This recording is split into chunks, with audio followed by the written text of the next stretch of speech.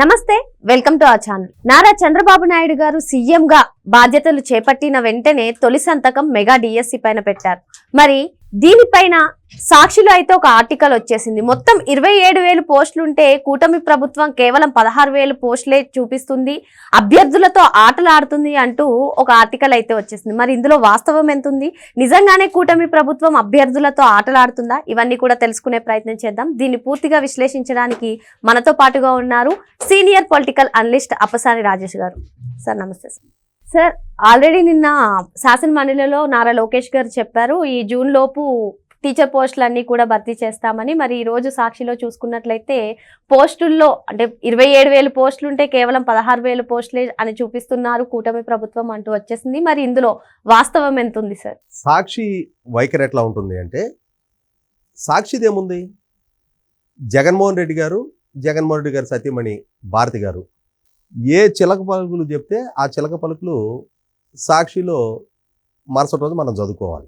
వాళ్ళ పుర్రెకి ఏ ఆలోచన వస్తే అదే రాస్తారు. అదే సందర్భంలో ఈ పదం రాసే అర్హత మనకుందా లేదా? ఎందుకంటే ఒక వార్తాపత్రికగా, ఒక ఇండిపెండెంట్ ఆర్గనైజేషన్గా సాక్షి వ్యవహరిస్తే వేరు. కానీ ఆ సాక్షి యజమాని సాక్షాత్తు జగన్మోహన్ రెడ్డి గారు, ఆయన సతీమణి. ఆయన నిన్నటి వరకు ఈ రాష్ట్రాన్ని పరిపాలించిన ముఖ్యమంత్రి, అంతకుముందు ఈ రాష్ట్రంలో ప్రధాన ప్రతిపక్ష నాయకుడు. ఆయన రాజకీయ ఎజెండానే సాక్షిలో రిఫ్లెక్ట్ అవుతూ ఉంటుంది తప్ప అదర్ దాన్ జగన్మోహన్ రెడ్డి గారి పొలిటికల్ ఎజెండా సాక్షిలో ఒక్క పదం కూడా కనపడదు. ఆయన ప్రత్యర్థుల్ని వీళ్ళు విమర్శిస్తారు, ఆయనకి వీళ్ళు భజన చేస్తారు. వీళ్ళ ఎంటైర్ ఎజెండా అదే. సాక్షి పత్రికగా 5 సంవత్సరాలు జగన్మోహన్ రెడ్డి గారి పరిపాలనలో, పాలకుడుగా జగన్మోహన్ రెడ్డి గారి పాలనలో జరిగిన తప్పుల్ని గురించి ఒక్క సందర్భంలో ఒక్క అక్షరమైనా సరే వాళ్ళు రాసుంటే లేదు. అదే సాక్షి పత్రికలో జగన్మోహన్ రెడ్డి గారి ప్రత్యర్థులు ఇప్పుడు ఇవాళ పాలకులుగా ఉన్న రోజుల్లో వాళ్ళు తీసుకున్న మంచి నిర్ణయాలని ఒక్క అక్షరం ద్వారానైనా సరే వాళ్ళు కొనియాడి ఉన్నట్టయితే ఆ సాక్షి పత్రికకి ఏదైనా ఒక క్రెడిబిలిటీ ఉంది. ఆ సాక్షి పత్రికలో రాసే వార్తల్ని మనం కూడా పరిగణలోకి తీసుకోవచ్చు అని చెప్పని అనుకోవచ్చు. ఇవాళ సాక్షి పత్రికను పక్క పెట్టేద్దాం. ఎందుకంటే జగన్మోహన్ రెడ్డి గారి కళ్ళల్లో ఆనందం చూడటం కోసమే సాక్షి పనిచేస్తుంది. జగన్మోహన్ రెడ్డి గారి రాజకీయ ఎజెండాలో భాగంగానే సాక్షి పనిచేస్తుంది. అసలు జగన్మోహన్ రెడ్డి గారి పొలిటికల్ ఎజెండా ఏంటి? 2019కి ముందు ఆయన నాటి ప్రధాన ప్రతిపక్ష నాయకుడు పాదయాత్రలు చేశాడు. నాకు ఒక ఛాన్స్తో ముఖ్యమంత్రి ఇవ్వండి అన్నాడు. ఆ ముఖ్యమంత్రి ఇస్తే ఏం చేస్తాడో కూడా ఆయన చెప్పాడు. ఏం చెప్పాడు ఆ రోజుల్లో? 39,000 టీచర్ పోస్టులు ఖాళీగా ఉంటే చంద్రబాబు నాయుడు 2 డిఎస్సీల ద్వారా 19,000 భర్తీ చేశాడు, ఇంకొక 20,000 ఖాళీగా ఉన్నాయి. ఇలా నిరుద్యోగుని మోసం చేస్తాడా?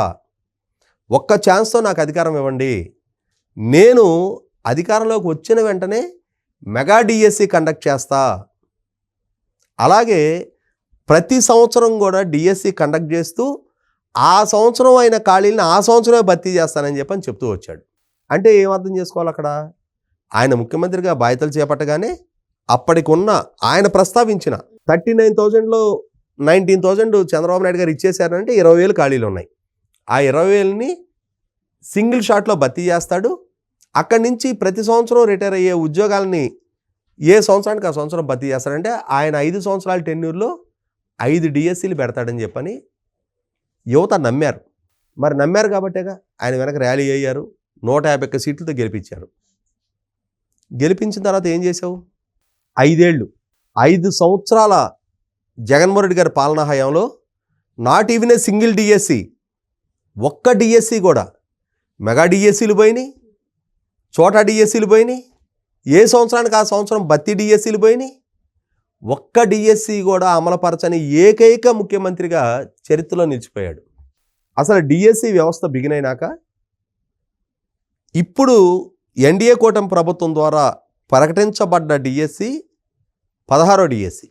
అంతకుముందు 14 డిఎస్సీలు అమలు జరిగినాయి. 15వ డిఎస్సి జగన్మోహన్ రెడ్డి గారు కోడ్ ఆఫ్ కాండక్ట్ అమల్లోకి రావడానికి కొద్ది రోజుల ముందు ప్రకటించాడు. కోడ్ ఆఫ్ కాండక్ట్ అమల్లోకి వచ్చింది. ఆయనకు తెలుసు కోడ్ ఆఫ్ కాండక్ట్ అమల్లోకి వస్తుంది, ఇది ఇంప్లిమెంట్ అవ్వదు, ఏదో ఎన్నికలకు ముందు అట్లా ఒక తాయిలం విసిరినట్టుగా విసిరి 2019కి ముందు ఎలా అయితే వాగ్దానం చేశానో అలా ఇప్పుడు కూడా ఆ నిరుద్యోగ యువతని మభ్యపెట్టి మసిపూసి మారేడికాయ చేద్దాం, మోసం చేద్దాం అని చెప్పని ఒక ప్రకటన విడుదల చేశాడు. కానీ అది ఎగ్జిక్యూట్ అవ్వలా. 5 సంవత్సరాల కాలంలో ఒక డిఎస్సి కూడా అమలుపరచని ముఖ్యమంత్రిగా జగన్మోహన్ రెడ్డి మిగిలిపోయాడు. ఈ మిగిలిన 14 డిఎస్సీలు ఎవరు చేశారు? ఈ డిఎస్సి వ్యవస్థను ఇంప్లిమెంట్ చేసిన ఎన్టీ రామారావు గారు. ఆయన హయాంలో 3 డిఎస్సీలు అమలు జరిగినాయి. ఆ తర్వాత ఉమ్మడి రాష్ట్ర ముఖ్యమంత్రిగా పనిచేసిన చంద్రబాబు నాయుడు గారి హయాంలో ఉమ్మడి రాష్ట్రంలో కానీ తర్వాత విభజిత రాష్ట్రంలో కానీ డిఎస్సి వ్యవస్థ ద్వారా చంద్రబాబు నాయుడు గారి ద్వారా 8 డిఎస్సీలు ఇంప్లిమెంట్ అయినాయి. అంటే తెలుగుదేశం పార్టీ ద్వారా ఎన్టీ రామారావు గారు చంద్రబాబు నాయుడు గారు కలిసి 11 డిఎస్సీలు అమలు చేశారు. ఈ 11 డిఎస్సీల ద్వారా కలిపి ఎంతమంది టీచర్ని అపాయింట్ చేశారో తెలుసా? 1,70,000 మంది టీచర్ని అపాయింట్ చేశారు. ఎన్టీ రామారావు గారు చంద్రబాబు నాయుడు గారు కలిసి 1,70,000 మంది టీచర్లని, అందులో ఎస్పెషల్లీ చంద్రబాబు నాయుడు గారి పాలనా హయాంలోనే 1,40,000 1,50,000 మంది టీచర్ని అపాయింట్ చేశారు. 2 సార్లు రాజశేఖర రెడ్డి గారు ఇంప్లిమెంట్ చేశారు, ఒకసారి కిరణ్ కుమార్ రెడ్డి గారు ఇంప్లిమెంట్ చేశారు. అంటే సక్సెస్ అయిన 14 డిఎస్సీల్లో 11 ఎన్టీ రామారావు గారు చంద్రబాబు నాయుడు గారి ఆధ్వర్యంలో జరిగితే 2 రాజశేఖర రెడ్డి గారు, 1 కిరణ్ కుమార్ రెడ్డి గారి ఆధ్వర్యంలో జరిగింది. 15వ డిఎస్సి మోసపు డిఎస్సి, పోయాం మోసం అని చెప్పని జగన్మోహన్ రెడ్డిని చూసి ప్రజలు కూడా ఏం చేయాలో చేశారు. ఇప్పుడు 16వ డిఎస్సి నోటిఫికేషన్ విడుదలవుతూ ఉంది. ఇదే మొట్టమొదటి సంవత్సరం ప్రభుత్వం బాధ్యతలు చేపట్టి ఈ సంవత్సరం 16,348 మంది టీచర్ల నియామకానికి నోటిఫికేషన్ విడుదల చేశారు. వీళ్ళు సాక్షిలో మెన్షన్ చేసినట్టుగానే 27,000 ఖాళీలే ఉన్నాయి అనుకుందాం. అధికారిక గణాంకాల ప్రకారం ఇంకొక 11,000 భర్తీ చేయాలనుకుందాం. ప్రస్తుతం 16,345 మందిని భర్తీ చేస్తున్నారుగా. రాబోయే సంవత్సరాల్లో ఇంకొక 4 సంవత్సరాలు వీళ్ళకి అధికారం ఉంటుందిగా. వీళ్ళు అమలు చేసి చూపించిన చిత్తశుద్ధి కళ్ళ ముందు కనిపిస్తూ ఉందిగా. నీకు మళ్ళీ ఎన్నికలకు ముందు వాగ్దానం చేసి అధికారంలోకి వచ్చిన తర్వాత 5 ఏళ్ల కాలంలో యువతను మోసం చేయలేదుగా. వాళ్ళ చిత్తశుద్ధి ఏంటనేది ప్రజలకు ఒక స్పష్టత ఉందిగా. కాబట్టి మీకేం దిగులు అవసరం లేదు జగన్మోహన్ రెడ్డి గారు. మీ సాక్షిలో మీరు ఈ కథనాలు రాయించడం అవసరం లేదు. ఎందుకంటే చిత్తశుద్ధితో యువత ఆకాంక్షలకు అనుగుణంగా నడిచే ప్రభుత్వం ఇది. కాబట్టే ముఖ్యమంత్రిగా చంద్రబాబు నాయుడు గారు సచివాలయంలో పదవి బాధ్యతలు చేపట్టిన మొదటి రోజు అదే ఫైల్ మీద సంతకం చేశారు. ఇవాళ ఈ ఎమ్మెల్సీ ఎన్నికల కోడ్ ముగిసిపోయింది నిన్నటితో. ఇదే నెలలో నోటిఫికేషన్ విడుదల చేసి రేపు అకాడమిక్ ఇయర్ బిగిన్ అయ్యేటప్పటికి, అంటే జూన్ 12 స్కూళ్ళు రీఓపెన్ అయ్యే లోపుగా ఈ నియామక ప్రక్రియ పూర్తి చేస్తామని చెప్పని రాష్ట్ర విద్యాశాఖ మంత్రిగా నారా లోకేష్ నిన్న అసెంబ్లీలో కౌన్సిల్లో వాగ్దానం చేయడం జరిగింది. కాబట్టి ఖచ్చితంగా ప్రభుత్వం తాను చేసిన వాగ్దానానికి అనుగుణంగా, నిరుద్యోగ యువతకి ఇచ్చిన వాగ్దానానికి అనుగుణంగా తాము పదవి బాధ్యతలు చేపట్టిన మొట్టమొదటి సంవత్సరంలోనే జూన్ 12, 2024 పదవి బాధ్యతలు చేపట్టారు. జూన్ 12, 2025 మళ్ళీ అకాడమిక్ ఇయర్ బిగిన్ అవుద్ది, స్కూళ్ళు రీఓపెన్ అవుతుంది జూన్ 13వ తారీఖు.